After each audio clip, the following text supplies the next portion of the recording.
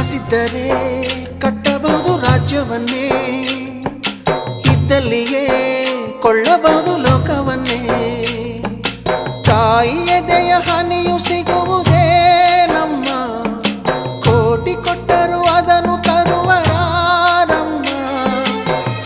ಅವಳ ಮಡಿಲ ಸುಖ ದೊರೆತರೆ ಕೊನೆ ತನಕ, ಎಂಥ ಭಾಗ್ಯ ಕಂದ ಈ ನಿನ್ನ ಬಾಳಿಗೆ.